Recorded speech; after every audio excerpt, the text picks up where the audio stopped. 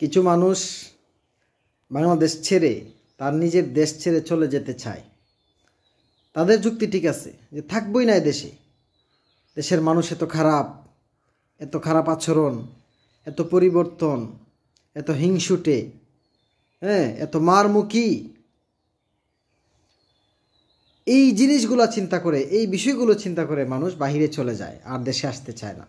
রাগে ক্ষোভে দেশে আসতে চায় না। অনেক মানুষ এরকম আছে, আমি কথা বলেছি তাদের সাথে।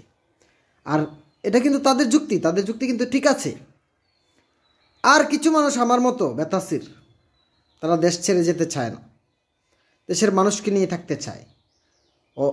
মানে এদেরও কিন্তু যুক্তি আছে। কি যুক্তি আছে? কোথায় যাব? নিজের দেশ ছেড়ে, নিজের পরিবার ছেড়ে, সমাজ ছেড়ে কোথায় যাব? কারণ কোনো নবী রাসূল তো তার উম্মতকে ছেড়ে যায় নাই। কোনো নবী রাসূল তার উম্মতকে ছেড়ে যায় নাই।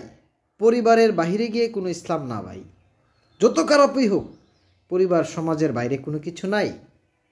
ওইটার জন্য আল্লাহর কাছে জবাবদিহিতা করতে হবে। ওই ধরনের চিন্তা চেতনা থেকে কিছু মানুষ দেশ ছেড়ে যায় না, তার সমাজ ছেড়ে যায় না। কোনো নবী রাসূল তার উম্মতকে ছেড়ে যায় নাই। তায়েফের ময়দানে আল্লাহর রাসূল রক্ত মোবারক ঝরেছে, উনি কি ছেড়ে গিয়েছে? ছেড়ে যায় নাই। তো মানুষ বুঝে না। আরেকটা বিষয় হচ্ছে, প্রত্যেকটা মানুষ যদি চিন্তা করতো যে আসলে আমি কি করছি, যেটা করছি এটা ঠিক না বেঠিক, যে কাজটা আমি করতেছি এটা কি ন্যায় না অন্যায়, ওই চিন্তাটা যদি থাকতো।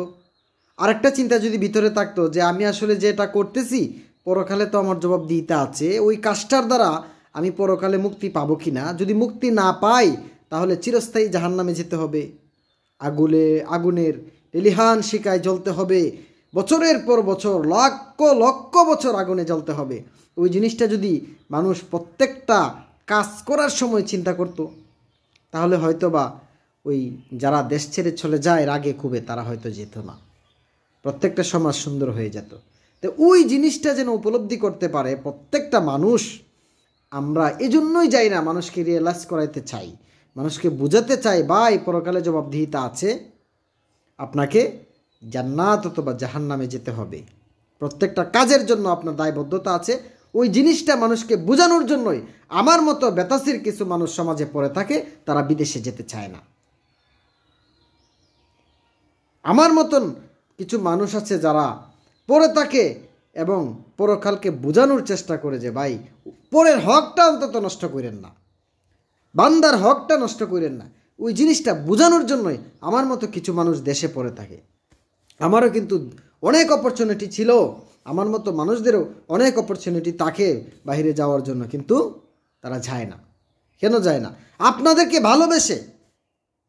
আপনারা যে হিংসা করেন, আপনারা যে মেরে ফেলতে চান, প্রতিহিংসা দেখান, ওই আপনাদেরকে ভালোবেসে আমার মতো কিছু মানুষ থেকে যায়। পরকালটা বোঝানোর জন্য আমার মতো কিছু মানুষ থেকে যায়। এই জন্য ভাই আমরা দেশ ছাড়তে পারি না, বুঝতে পারছেন? আর আপনারা যদি স্বয়ং সম্পূর্ণভাবে সব কিছু বুঝতেন, পরকাল বুঝতেন, আমরা হয়তো বিদেশে ঘুরে টুরে আসতাম, বুঝতে পারছেন? যাই হোক, আল্লাহ যেন সকলকে বুঝ শক্তিটা দান করেন, আমিন।